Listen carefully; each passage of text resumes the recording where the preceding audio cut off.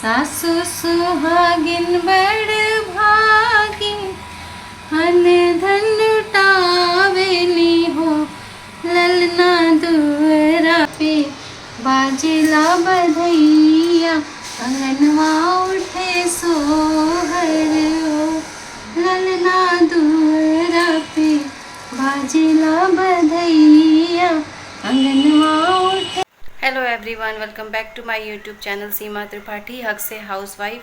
तो आज हल षष्ठी का व्रत है हम लोग का और अभी पूजा की तैयारी शुरू हो गई है। बहुत लेट हो रहा है तो अभी फटाफट से, और कुछ नहीं बोलूँगी, आपका हाल चाल भी नहीं पूछूंगी, फटाफट से चलते हैं पूजा की तैयारी में जुट जाते हैं क्योंकि 10:30 तक ही पूजा करना है। ठीक है, तो गाइज़ आप लोग ब्लॉग में बने रहिएगा, फुल वीडियो देखिएगा, वीडियो को लाइक करिएगा, चैनल को सब्सक्राइब करिएगा। ठीक है,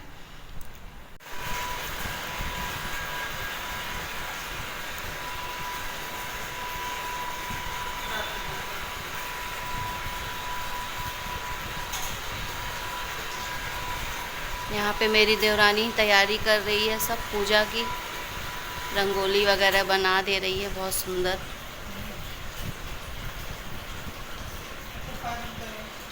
ये है सब पूजा का सामान यहाँ पे मेरा और मेरी देवरानी का।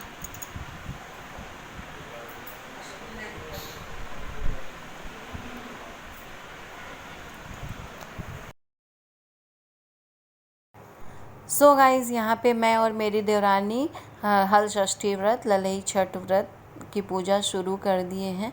तो ये व्रत बेटे के लिए रखा जाता है। तो ऐसे मतलब ऐसा पहले की मान्यता थी, पहले के लोग ऐसा सोचते थे, लेकिन अब सबकी सोच बदल गई है।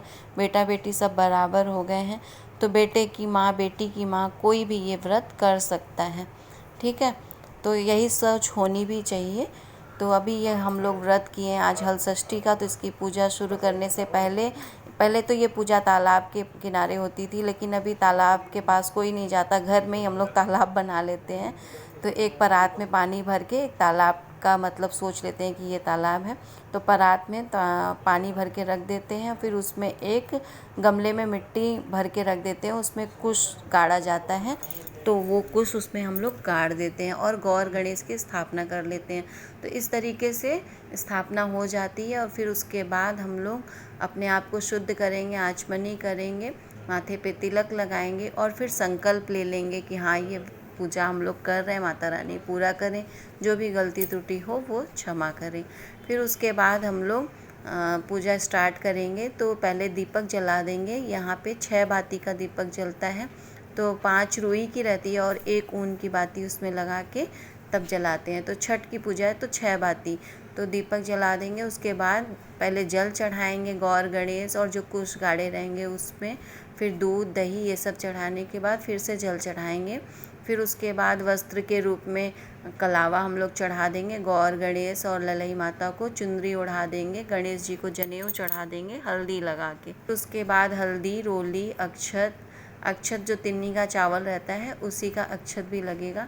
तो ये सब चढ़ा के फूल माला दूब ये सब हम लोग चढ़ा देंगे और फिर उसके बाद धूप बत्ती दिखाएंगे, फिर भोग लगाएंगे। भोग के लिए कुल्हड़ जो होता है ना, मिट्टी का कुल्हड़, उसको हल्दी से बाहर से कलर कर देते हैं, हल्दी से मतलब उसको रंग देंगे। फिर अंदर उसमें महुआ, दही, तिन्नी का चावल और आप ड्राई फ्रूट्स भी कट करके उसमें मिक्स कर देते हैं। तो ये पूजा अलग अलग जगह अलग अलग तरीके से होती है। हमारे यहाँ ऐसे ही होती है। बहुत जगह मतलब 6 तरह के अनाज भी उसमें भरे जाते हैं, लेकिन हमारे यहाँ बस महुआ, दही और तिन्नी का चावल, और अब हम लोग ड्राई फ्रूट्स भी कट करके उसमें डाल देते हैं। तो यही भोग लगता है। तो जिसके जितने बेटे रहते हैं वो उतना 6, मतलब एक बेटे के पीछे 6 कुल्हड़। तो जैसे मेरे 2 बेटे हैं तो मैं 12 कुल्हड़ बेटों का और 6 कुल्हड़ ललई माता का, कुल 18 कुल्हड़ मैं भरती हूँ। और मेरी देवरानी के एक बेटा है तो वो 12 कुल्हड़ भरती है, 6 बेटे का और 6 ललई माता का। तो इस तरीके से फिर, और फल में खीरा नींबू मस्ट है। उसके बाद आप सेब केला कुछ भी लेके, मतलब ये सब आप चढ़ा दीजिए। तो ये सब फल वगैरह का भोग लगा के, ये महुआ, तिन्नी का चावल सब भोग लगाने के बाद और साड़ी चढ़ेगी और श्रृंगार की आप वस्तु सिंदूर, बिंदी, चूड़ी ये सब भी चढ़ा दीजिए। फिर उसके बाद हम लोग कथा सुनते हैं। कथा में हम लोग 6 कथा सुनते हैं यहाँ पे, मतलब छठ की पूजा है तो 6 कथा होती है। तो हल षष्ठी व्रत की कथा की पुस्तक भी आती है, तो आप उससे कथा सुन सकते हैं, कह सकते हैं। बाकी और भी बड़े बूढ़े जो सुनाते हैं वो सुन सकते हैं। मोबाइल पे भी, अब तो यूट्यूब पे भी उपलब्ध है सारी कथाएं। तो उसके बाद हम लोग कथा सुनेंगे। कथा सुनने के बाद जो कंडी होती है ना उपली गोबर की, उस पे हवन होता है घी और महुआ को मिक्स करके। तो आप एक बार गणेश जी के नाम से और 6 ललई माता के नाम से आप ऐसे हवन कर लीजिए। हवन करने के बाद फिर हम लोग आरती करते हैं। आरती के बाद जो यहाँ पे कुश गाड़े रहते हैं उसकी 6 बार परिक्रमा करते हैं। तो ऐसे करके पूजा हमारी हो जाती है। और जब दीपक जलता रहता है ना, तो उसी से हम लोग काजल पारते हैं। आपके पास काजल वाला जो होता है, काजल रखने वाली डिब्बिया, उसमें भी काजल पार सकते हैं, या फिर जो कोई भी दियाली लेके उसमें आप काजल पार लीजिए।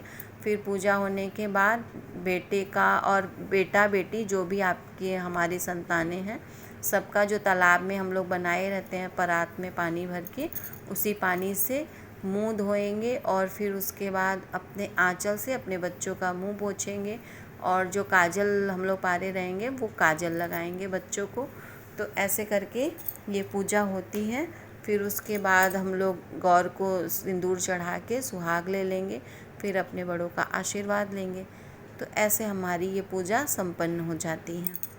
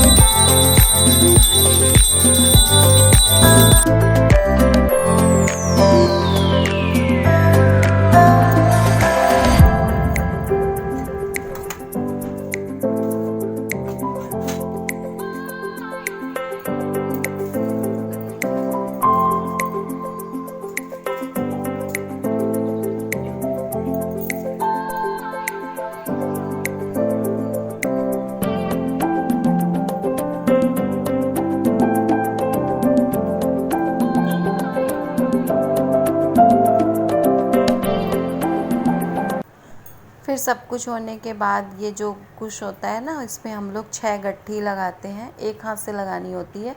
फिर 6 गट्ठी लगा के एक गट्ठी हम लोग खोल देते हैं। और यदि जैसे किसी के लिए मानना है, कोई मन्नत मांगनी है, तो वो गट्ठी फिर हम लोग लगे रहने देते हैं। अगले साल जब पूरा हो जाता है तब वो गट्ठी खोलते हैं।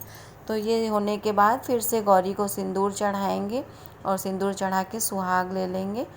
तो इस तरीके से पूजा पूरी हो जाती है। फिर क्षमा प्रार्थना करेंगे। तो अब यहाँ पे मेरा अभी बड़ा बेटा ही है, छोटा बेटा नोएडा में है।